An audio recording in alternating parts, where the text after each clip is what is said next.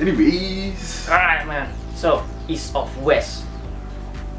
How you guys like it? You look like Parkinson. Alright, man. East of West, which was released in March 2013 and currently 16 issues in. And the recent stock was at issue 16 will be December of 2014. So far, it has been a great series from Image Comics with a creative team of Hickman, how to spell it again? Dragotta, and Martin Jr. Frank Martin Jr. Martin Jr. Yeah, that's the colorist. Yeah, these guys have been involved in Avengers, New Avengers, then a few Image titles as well. But full-on creative team from issue 1 to 16 in East of West. So yeah. So okay, first issue right off the bat, like you see children, like a reincarnation form of children, but actually they are far more dangerous. Actually, it revolves around a story like sci-fi, western based, and like put a little bit of mythical, like kind of like a Riders of the Apocalypse. So besides East of West, do you guys have seen any like this kind of like setup for you know, something like East of West? Not really. I mean, they've done like the Four Horsemen of the Apocalypse for like series, like sleepy horror series and whatnot. Not like the way they do it like that. Yeah, western settings, you know, sci-fi, that kind of thing. The last, I think, western sci-fi will be what, Brave Star. Yeah, that very old. Oh yeah. Yeah. So, so besides that, yeah, the setting is pretty, I would say, kind of like a little bit refreshing. Yeah. So, okay, first issue. Were you like expecting anything going into it, or just like how did you find the series in first place? Did you get recommended, or like did somebody? I just. Oh, because it was Hickman. Yeah, because I discovered Jonathan Hickman through Fantastic Four, and I noticed his writing is like a lot of layers, different layers, and always like it's not clear until like a certain part of the story. And after that, you not revealing too soon. Yeah. So, like going in the first issue, like the Four Horsemen, obviously it's supposed to be like 4 counterparts, but end up there's like the story goes on as like one of the horsemen is missing. So the first issue kind of like introduce characters. And what do you think, how they try to introduce Death as, you know, like being the center figure or the protagonist? So how do you find like how they present Death? I think he looks cool. I mean, like if you think Death, you won't expect him to be in all white and everything. But then after that, in the future, you see like flashbacks of him being all black. Then of course you wonder what happened, you know, why suddenly he turned white and but other than that, I mean, his design is cool, like long hair, you know. Long hair, cowboy hair and all. Yeah, you guys pretty much like accepted him as a gun-slinging badass. Yeah, you know, like of course, like the first time you see, and then after that you think about it, why is the Four Horsemen, one is older and the other 3 is younger kids. Yeah, right off the bat, like so-called out of the Four Horsemen, the 3 of them that which reincarnated, kind of like this about him. Like he's no longer, I mean, like he's really out of the group, and just so happens the one that is out of the group is Death. So I mean, like okay, the Four Horsemen has what? Death, conquest, war, and famine. So I mean, these guys are dangerous on their own, and Death being Death is the main hero, makes him badass and cool. Yeah. So the turning point of Death is after he met his lover, Xiao Lian. Yeah. In a few issues it's like I explained that the lady that conquered Death Yeah. Oh, that issue was power. The issue was very. Especially that last stage when you see that kowtow in front of her. Yeah. Walai. It's like I mean, throughout most of the issues, I mean, a lot of panels are like really like action packed, so to speak. I really love like the first issue, especially when Death is out. I mean, in the first probably like first 2 issues is like trying to put like Death setting out to get his goals, basically taking people out and finding his chalice. And the first person he finds is the president of the United States. Right? Actually, before that, he went to a bar. Right? Yeah, he went to a bar. He was talking to the Confederate. The bartender. Yeah, the bartender. Yeah. And the entire bar was like taken out, but not by him, by his because Death is been accompanied by this wolf and crow. Yeah, they're like the witches from this kind of like a red Indian like endless nation they call it. Yeah, and they are also all white. Yeah. So the color tone is great. Like how they compensate like Death being white and then the witches, the wolf and the crow being two-tone. It really compensates the group. And they also suspected that the witches are the reason why he's still alive. Yeah, they because like in the early issues they never like really reveal like how exactly the wolf and the crow's powers work. But throughout the gradually they will show, which is quite badass because it's like really wolf, like very like magical but terrifying as well. So once they settle at the bar, and then even the bartender is a bit weird because his eye just came out from the eye patch. That has a life of its own. And it seems like the eye knows him. It's you. Yeah, and I mean I would say apart from Death being able to kill just about anybody, he is also if you realize like some of the panels actually shows that he has other powers like making people like having flashback memories like but it doesn't really show much in the entire series. I find it because like maybe the first issue where he talks to the bartender, he said just look into my eyes, and then suddenly the guy was forced to have a flashback. But that power never like really they don't really show emphasize much, that power that he has. because all throughout he's been killing so many people, it doesn't really matter. Exactly. So but I really love the scene where he actually finds the president of the United States before killing him, because there's also, besides the 7 nations, right, there's also like a so-called a covenant called the Chosen. Who believe in the message. Basically the message where that's where the thing revolves around the horsemen and so-called apocalypse, but they call it the beast. And just before he takes out the president, he said to the president, if you find hell lonely, wait, because company is coming.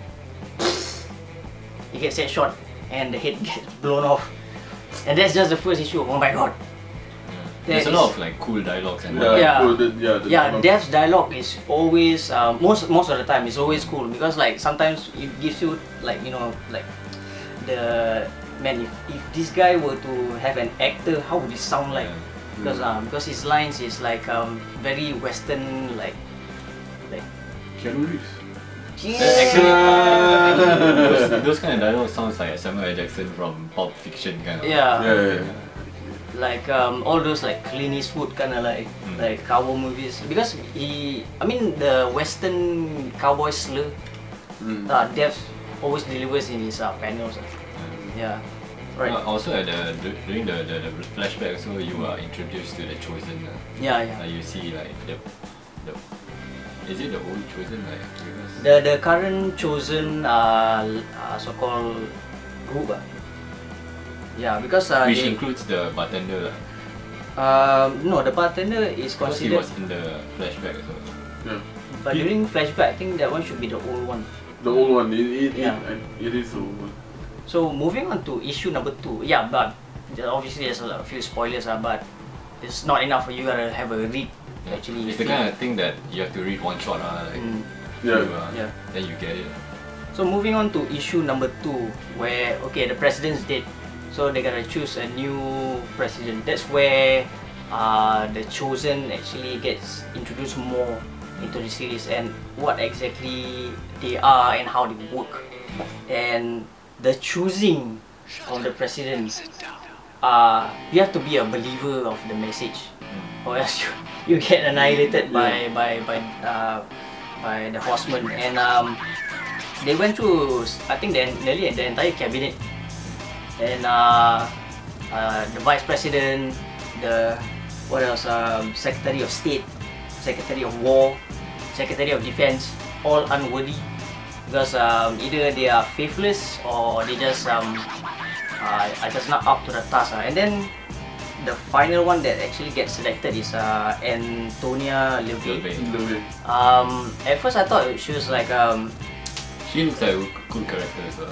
But Secretary of Interior, I thought she was like an interior designer. So I looked it up. It's actually part of if Secretary of Interior is actually related to Homeland Security and the Department of Justice. So kind of like a big shot also as well. But she is the only one that is like so-called a true believer, believes in the message and like nearly everything. For LaVey, if they didn't have any other choices, I don't think they actually chose the president, because they annihilated nearly the entire cabinet, so there wasn't any like other choices. But LaVey was the only one out of like everybody who got killed, was the so-called like true believer of the message. And she even recited the entire thing. Oh yeah. But apart from that, I mean, like you said, like the horseman, like you the one, like whatever. So she looks cunning enough. Smart enough. So she is. I mean, smart in a way where she doesn't mind taking the risk of like foul play. So she done it a lot. So like in issue 2 as well, they kind of like also put in like what is the actual real motivation of Dev trying to pursue what it actually is. Like there's the issue in issue 2, they kind of like show that he had a wife, and that is one of his motivations.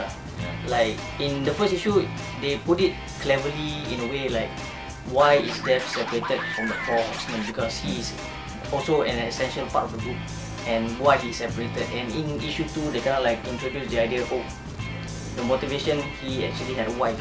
Actually, there were only 2 motivations: is to find the chalice and to exact revenge. He's supposed to be dead, but he survived somehow. So there's 2 lah. Then he only finds out about his wife being alive after talking to the bartender. So like the so it's like a side quest, which I think is more like to a larger plot. And like in issue 3, he finally found out like exactly where the wife is. So I mean, PRA is like a East of West version of China. They even have a place called New Shanghai. So actually all this is happens in US, but the Chinese they're called House of Mao, right? The House of Mao. So they were kicked from China. Kick or exile? Exile. Exile. Kick from China to America, and then they set up their own China then. So their Great Wall and everything. The House of Mao has survived for what, 5 generations? So it's kind of like a big deal. Like they were cast out, and then they found a land, and then they set up their own empire. And 5 generations later, they are like one of the superpowers. They cover like 1/3 of the land. And somehow Dev found out where his wife is, Because the wife is actually the daughter of the leader of the House of Mao. Premier Mao. The Premier Mao, yeah. Is Mao the Fifth. Yeah, because they kind of like took the name, whoever the Premier is, like the president, the leader and everything, is the daughter, and somehow the daughter is the wife of death. Makes it even more complicated. Yeah. Do you know why they chose House of Mao? Like why Mao? It's Mao Zedong. Mao Zedong, bro? Because the message consists of three books. Mao Zedong's Little Red Book is one of the missing ones. So, like, that's where we also get to see Death storming in New Shanghai. That scene. Like, we haven't really emphasized on how badass of Death is yet, because he literally went into an entire empire. The empire is like 1/3 of a country.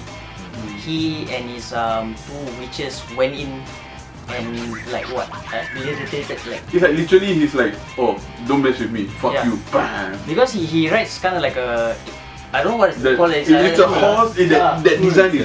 Yeah, it's like a horse, but like it's not a horse exactly, because it's something that he mounts on. But the vision. The head, yeah. It looks like a. It's like a cyclops visor. Yeah. It takes everybody out, you know. You can even like crumble like walls and this and that, like. But the PRA were willing to sacrifice lives to just to like, you know, make a point that he can be stopped. But obviously, it's not happening in that way. But in the end, like they also like flashbacks, like it shows like how the wife lost her hand. Yeah. I actually like the character of the wife also, the Xiaolian. Because the first time we see her is when she's in the garden, then she was handcuffed, covered her hands. But you don't see the hands. The sister was no there. Yeah, the sister is absolute bitch. Yeah, and at the end of the scene, then you see that they release the handcuffs from her. Then you see like the hands are made of metal and stone. Like, I mean, okay, when you first saw Xiaolian in chains, were you like say, "Whoa, is this character supposed to be that dangerous to be chained in that manner?"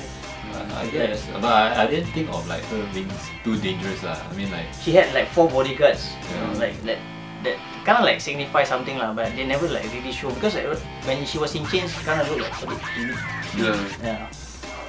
But obviously, as the series goes by, like it shows like how. Actually, she's herself is badass. Badass. I didn't expect her to be that badass because Death is really badass. Yeah, Death Death is Death, and somebody who can actually conquer Death with love is mind blowing. So yeah,